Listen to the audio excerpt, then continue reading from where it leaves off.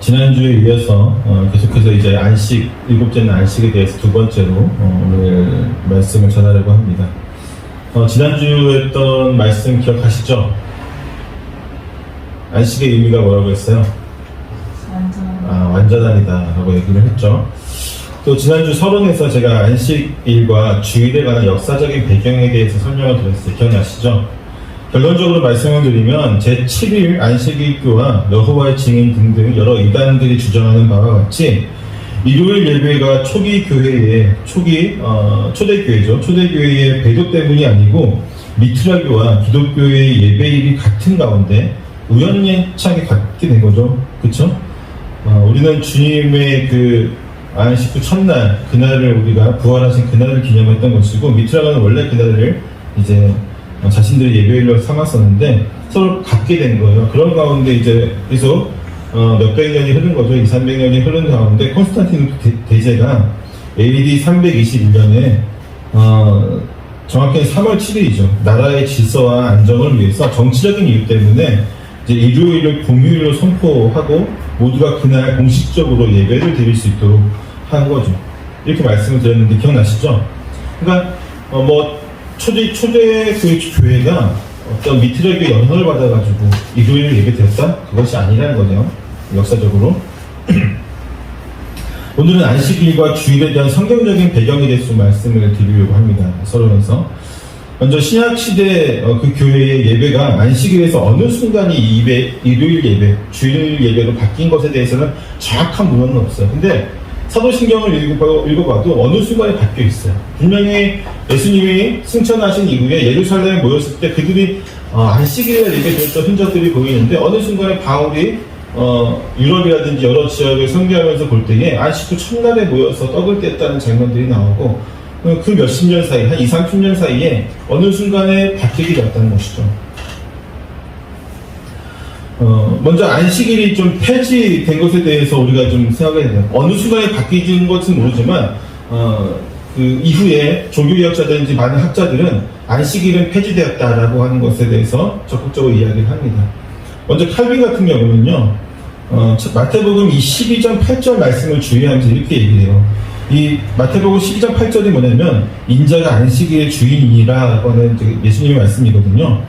이 말씀을 통해서 안식일의 주인이신 그리스도께서 그날을 폐지할 수도 있다라고 하는 것을 칼빈은 강조합니다.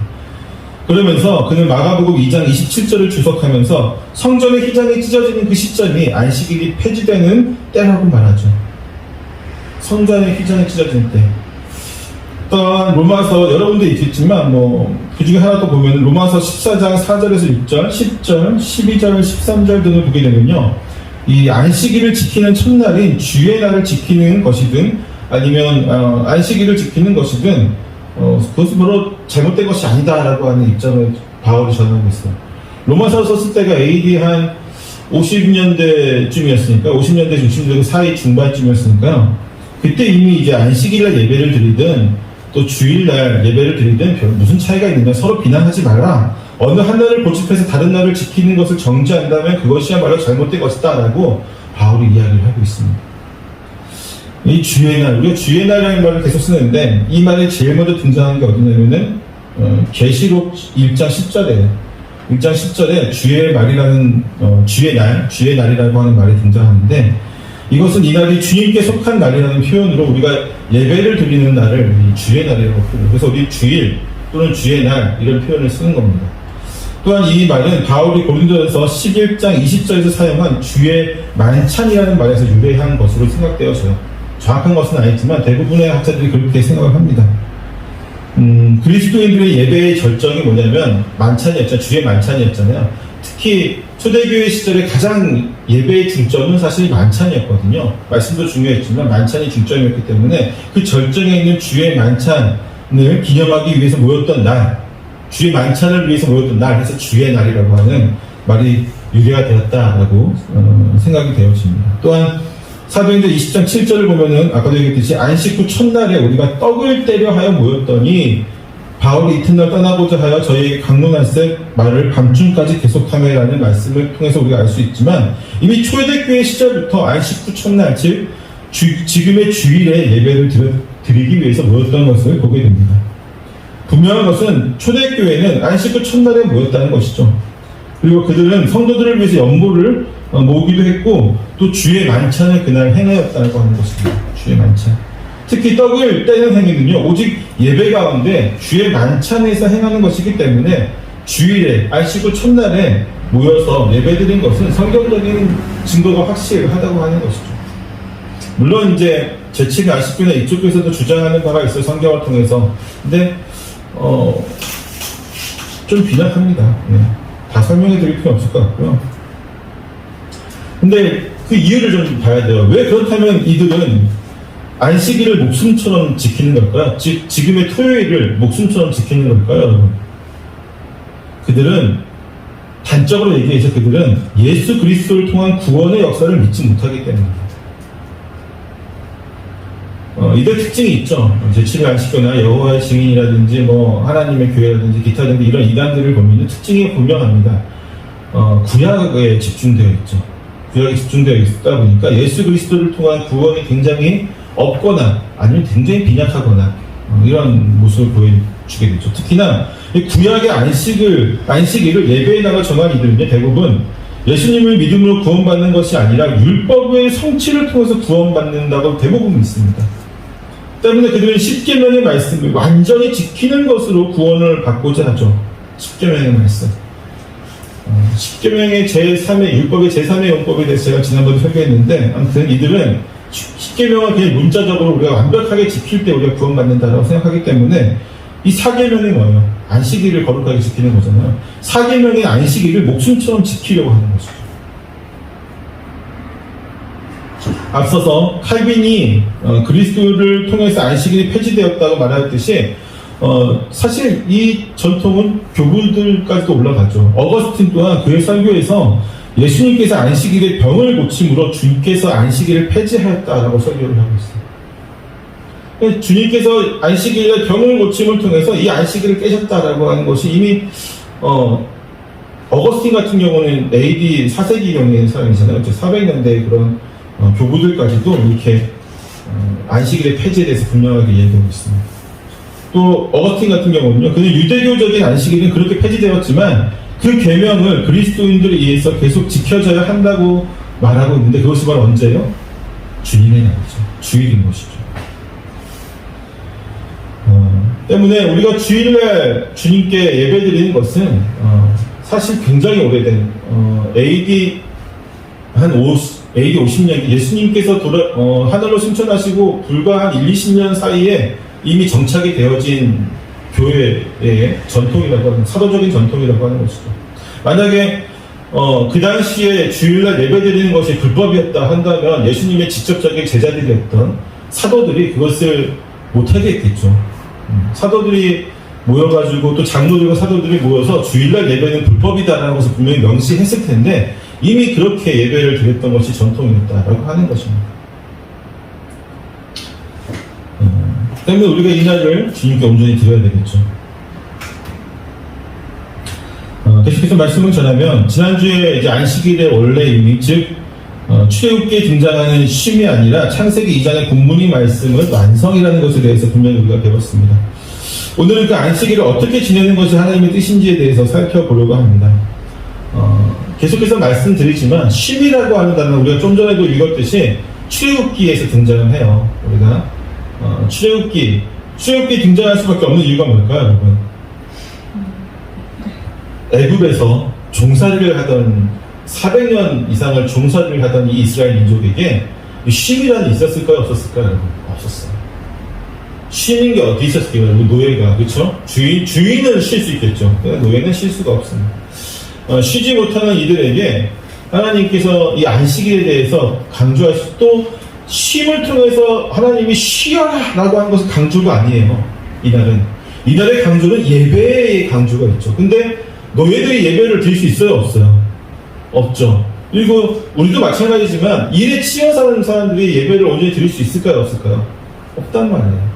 그렇기 때문에 예배를 온전히 드리기 위한 쉼이라고 하는 것이지 쉼을 위해서 예배가 있는 게 아니에요. 이게 선우가 굉장히 바뀌어 있습니다. 그래서 안식했다, 쉬었다, 그냥 쉬어라 이게 아니라 너희는 예배를 드리기 위해서 쉬는 거예요.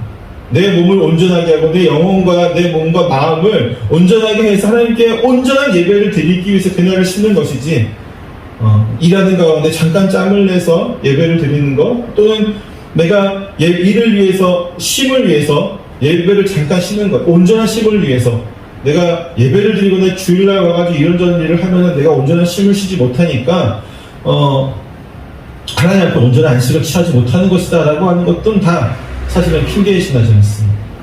쉼이란 말도 결국은 하나님께서 우리에게 쉬라고 하는 것도 명령이지만 그 전제가 있다는 거예요. 예배를 위해서 쉬어야 된다. 하이델베르그 요리문답 우리가 지난주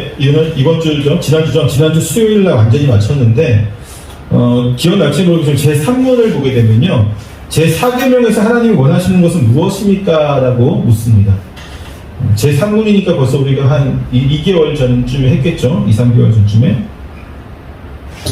그 말씀에 대해서 답을 이렇게 하고 있어요. 하이델베르그 요리문답은. 첫째, 하나님께서는 말씀의 봉사와 그 봉사를 위한 교육이 유지되기를 원하시며, 특히 안식의 날인 주일에 내가 하나님의 교회에 부지런히 참석하여 하나님의 말씀을 경청하고 성례에 참여하며 주님을 공적으로 부르고 가난한 자들에게 기독교적 자비를 행하기를 원하십니다. 라고 얘기하고 있어요. 그 하이델베르그 요리문답 제3문은, 103문은요, 주의를 어떻게 지켜야 할지에 대해서 강조점을 주고 있어요. 주의를 어떻게 지켜야 하냐면 두 가지로 간략하게 볼 수 있는데, 하나는 예배를 온전히 드리는 것이죠. 그리고 또 다른 하나는 기독교적 자비를 실천하는 것이다. 그러니까 예배를 온전하게 드리고 그를 통해서 기독교적 자비를 온전하게 실천하는 것을 통해서 우리는 하나님께서 이 안식일날 우리에게 원하시는 것을 온전히 이루어갈 수 있다라고 강조하고 있는 것이죠. 이 요리문답은요, 예배를 목회자와 성도들이 할 일을 구분하고 있습니다. 목회자는 말씀의 봉사와 그 봉사를 위해서 교육하는 일을 행해야 됩니다. 이 요리문답에 말씀의 봉사라는 표현은요, 초대 예루살렘 교회가 성장하자 구제하는 일로 헬라파 유대인들과 히브리파 유대인들이 서로 다툼이 생기자 사도들이 7명의 집사들을 세우게 되죠. 자신들은 기도하는 일과 말씀의 봉사에 힘쓸 것이고, 또 너희 그 구제하는 일은 이 집사들이 하도록 하는 이 사도행전 6장 말씀을 통해서 이 말씀의 봉사라는 말이 등장을 하게 됩니다. 그래서 하이델베르그 요리문답을 받아들이는 교회는요, 목회자와 설교자를 말씀의 봉사자라고 부릅니다. 말씀의 봉사자. 하나님 말씀을 섬기는 일이 설교자의 제일 큰 책무인 것이죠. 그리고 말씀이 효과적으로 성도들이 이해할 수 있도록 교육하는 것 역시 매우 필요합니다.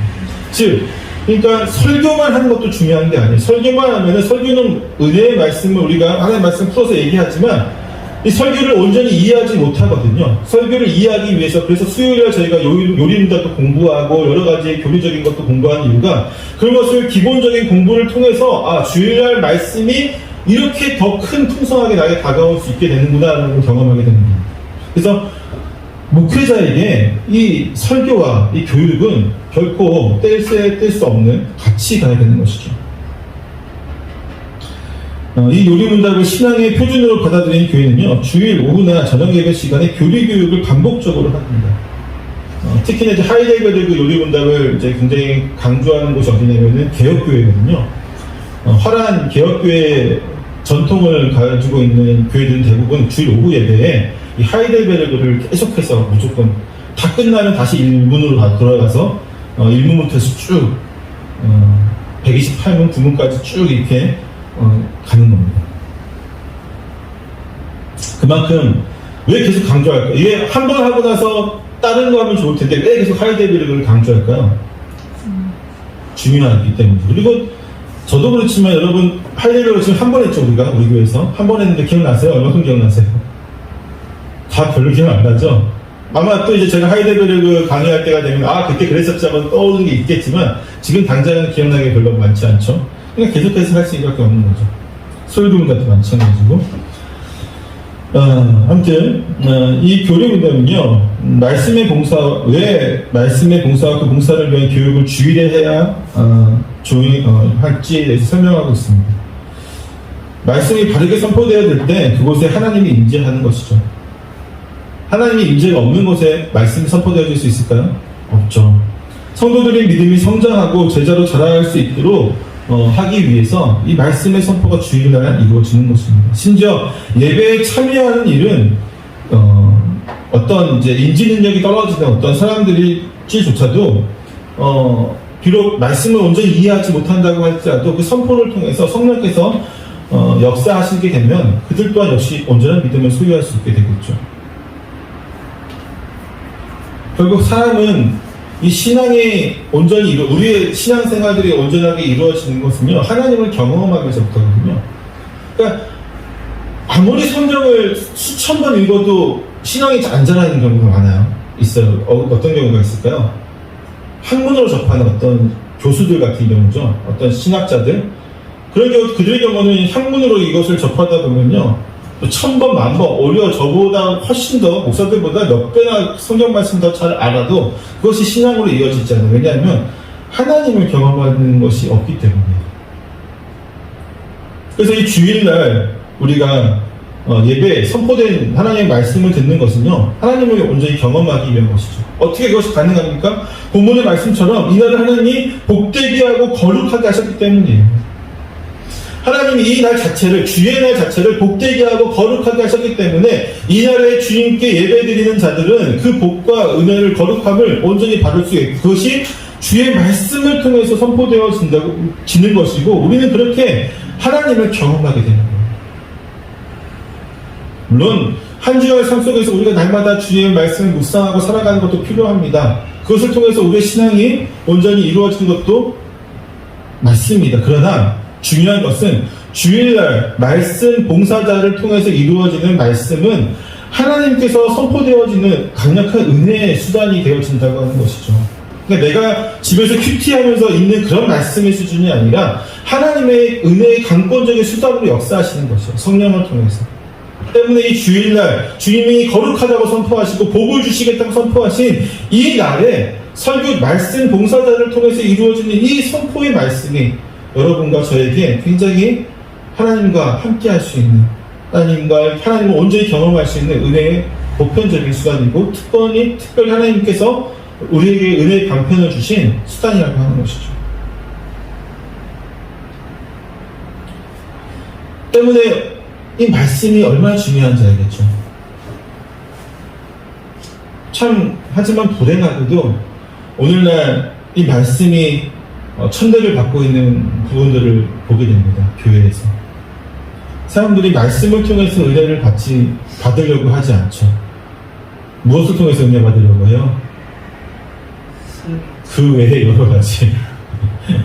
어느 교회는 굉장히 교회 안에 심리학을 도입해가지고 심리적인 상담이라든지 어떤 목회적인 상담이라든지 이런 것을 통해서 은혜를 끼치려고 하고, 또 어떤 교회는 어떻습니까? 온갖 악기와 또 찬양대와 또 그런 분위기들, 조명과 이런 것들을 통해서 우리의 감성을 자극하면서 은혜를 끼치려고 하죠. 하지만 그 모든 것은 일시적으로 우리에게 은혜를 끼칠 수 있겠죠. 감정의 변화든지 생각의 변화든. 그러나 완전할 수가 없습니다. 왜냐하면 하나님은, 즉 정확히 얘기하면 성령님께서는 말씀을 통해서 역사하시고, 또 말씀을 통해서 우리를 변화시키시고, 말씀을 통해서 은혜가 이루어지게 하시는데, 목회 상담이라든지 아니면 어떤 찬양이라든지 어떤 여러 가지 시스템, 어떤 여러 가지 또 교육적인 것들, 이런 것들을 통해서는 다 성령의 역사하시지 않으시죠. 내가 준비하고 인간적인 어떤 스킬들, 여러 가지 기술들, 그런 것들로 이루어지는 것들이 성령이 없이는 어떻게 온전하게 이루어질 수 있겠습니까? 교회의 본질이 잘못되는 것이죠. 또한 두 번째 이유는, 성도들이 왜 말씀에서 은혜를 받지 못할까요? 목회자들의 몫이 큽니다. 목회자들이 말씀에 그만한 준비를 하지 않는 경우가 많이 있죠. 물론 여러 가지 이유가 있습니다. 한국 교회는 너무 말씀이 많아요. 그렇죠? 말씀, 물론 지금 코로나 때문에 사역이 많이 줄긴 했지만, 코로나 이전 시대를 보게 되면 일주일에 제가 서울에서 부목사 할 때, 많이 할 때는 9번, 10번씩 설교했거든요. 일주일에. 그러니까 저는 말씀에 집중을 하는 스타일이니까 하루 종일 일주일 내내 방에서 나오지 못해요. 말씀을 7번씩, 9번씩 준비하려면. 그럼 신방도 갈 시간도 없고 다른 사역을 할 수가 없는 거예요.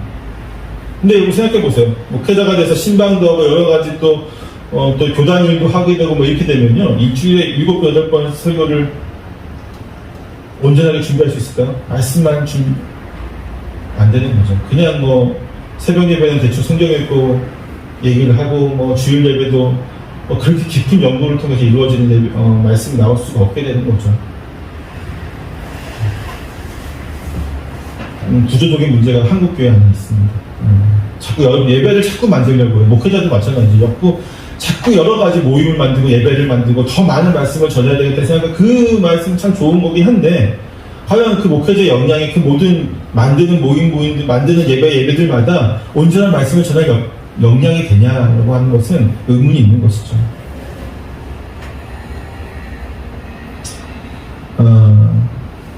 목회자와 대조적으로 성도들에게 요구되어지는 것은 무엇이냐면 주님의 날에 교회에 부지런히 참석하는 것입니다. 부지런히 참석하여서 하나님의 말씀을 경청하고 성례에 참여하여 주님을 공적으로 부르게 되는 것이죠. 주일에 성도들은 부지런히 예배에 참석하여 하나님의 말씀을 경청하고 성례에 참여하는 것인데 왜냐하면 하나님이 세우신 이러한 제도적 장치를 통해서 하나님을 알고 그와 교제하고 그리스도 안에서 받는 구원의 은혜를 경험하게 하기 때문입니다. 하나님이 그렇게 하셨기 때문입니다. 하나님이 이러한 제도를 세우신 것은요 주일을 거룩하게 지켜 이날에 하나님과 교제하며 그 은혜를 누리게 하려고 하는 것이죠. 하나님께서 굳이 이 제도라고 하는 것, 어떤 주일날, 그리고 예배, 교회와 예배라고 하는 어떤 형식화된, 정형화된 것을 추구하는 것입니다. 우리가 그렇지 않게 될 경우에는 우리는 반드시 방종하게 됩니다. 제가 제일 우려스러워하는 것이 무엇이냐면, 가난한 성도들이라고 하는 거예요. 가난한 성도들. 우리나라에 뭐 어떤 학자들마다 추측하게 틀려요. 어떤 학자들은 뭐 400만이 있다, 300만이 있다, 누구는 막 150만이 있다, 뭐 100만이 있다 이렇게 얘기를 하는데 정확한 통계는 나오지 않죠. 그러나 교회에 정착하지 않고 이 교회 저 교회 다니거나 아니면은 그냥 집에서 온라인으로 드리거나 아니면 집에서 TV만 틀면은 설교 많이 나오잖아요. 그런 것들을 보면서 이게 예배를 드리면서 있는 성도, 일명 가난한 성도라고 하는 그들이 과연 하나님과의 온전한 이 합의를 하나님의 그 은혜를 온전히 누릴 수 있을까라고 하는 것은 불가능하다고 하는 것이죠. 결국 하나님께서 이 제도라고 하는 것을 통해서 주의 날, 거룩한 날, 교회를 통해서 분명히 역사하시는 하나님의 은혜가 있는데 또 공동체를 통해서 역사하시는 하나님의 은혜가 있습니다. 근데 그것을 다 배제하고 그냥 뭐 설교를 통해서 은혜 받으면 되지하면서 TV라든지 어떤 라디오라든지 아니면 여러 매체를 통해서 예배를 드리거나 아니면 이 교회, 저 교회에 등록하지 않고 돌아다니면서 예배를 드리는 것은 하나님이 주신 은혜의 아주 일부분만 맛보면서 나는 그렇게 성장할 수 있다, 나는 그렇게 믿음이 성장할 수 있다라고 하는 것은 굉장히 큰 오만이 되어지죠. 왜냐하면 온전하게 주의 은혜를 다 받고도 실패하는 게 우리예요. 날마다 일주일의 삶 속에서 날마다 죄를 짓는 게 우리인데 그런 우리가 어떻게 그 은혜의 방편 중에 아주 일부만 맛보면서 내가 주님을 온전히 섬긴다라고 얘기할 수 있겠습니다.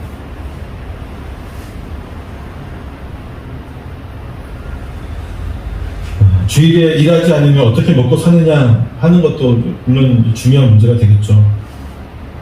우리가 출애굽기 아까 읽었듯이 이 점에 대해서 광야 생활에서 만나를 내리실 때에 하나님께서 안식일에 2배나 내리신 것을 보게 되죠. 안식일 전날에 이때 거두어들인 만나로 안식일을 지킬 수 있었습니다. 이것은 안식일 일하지 않아도 하나님이 공급하신다는 것을 분명히 보여주고 계시죠. 우리 이 교회는요, 이 전통을 매우 중요하게 생각하고 있습니다. 우리 믿음의 선배들은 하나님께 예배하는 그 날을 거룩하게 구별하여 지켰던 것이죠.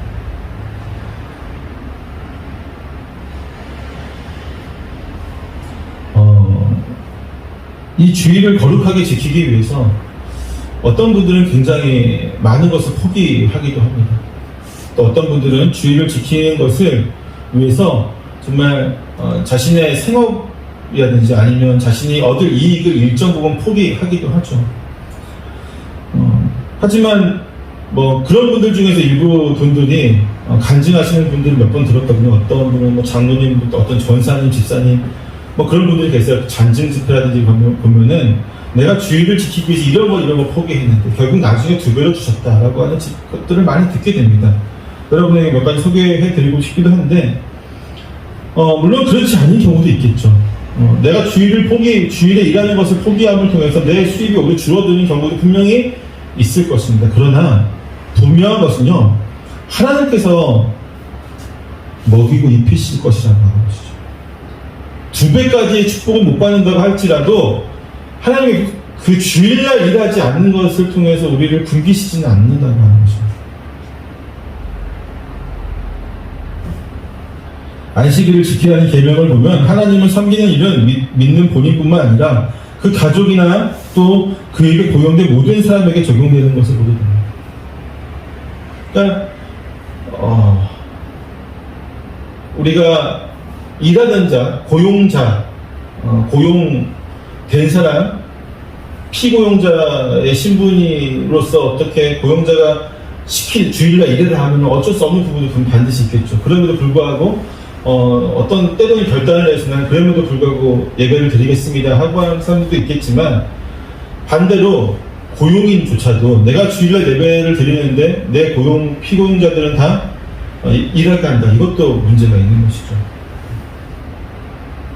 나는 열심히 예배드려서 난 구원받고 저들은 구원받지 말라는 거예요? 아니잖아요. 그렇죠?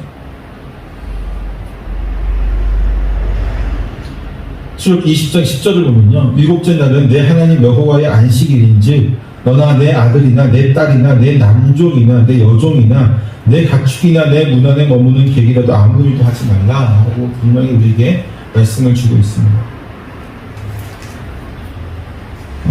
이 계명은 우리뿐만 아니라 우리의 자녀들이나 우리가 고용한 사람들까지도 이 법을 적용하고 있는 것을 보게 되죠.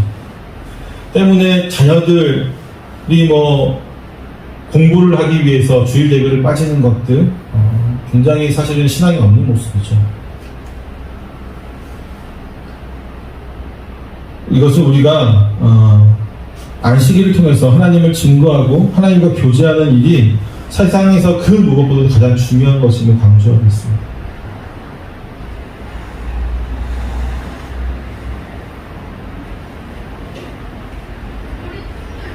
여러분, 주일에 일하지 말라고 해서 아무 일도 해서는 안 된다라고 하는 것은 분명히 아니에요. 허용된 일도 분명히 있습니다, 성경에.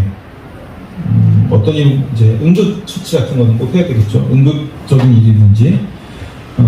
대표적으로 예수님은 안식일에 소와 나귀에게 물을 먹이는 일을 인정하셨고, 또 생명과 관계된 일이나 응급을 요하는 일들을 항상 할 수 있다고 말씀하십니다.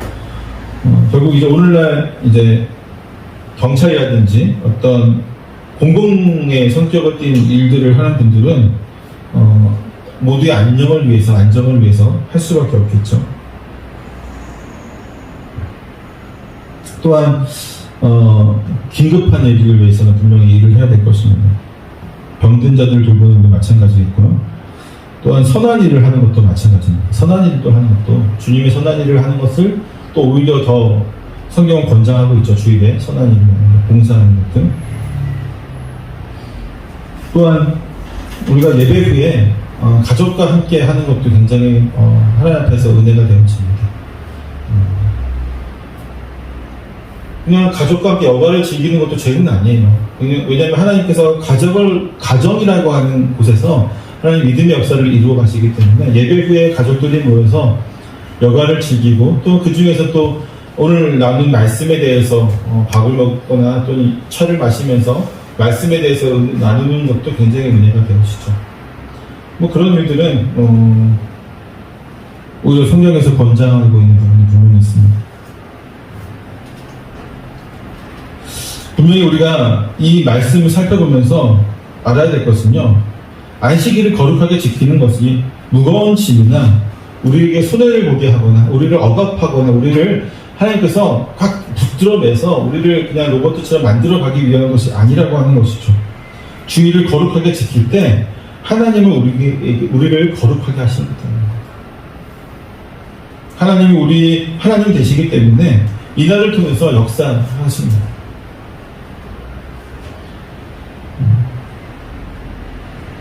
지난번에도 말씀을 드렸듯이 세상은 이 안식일을 더럽히려고 굉장히 많은 노력을 합니다.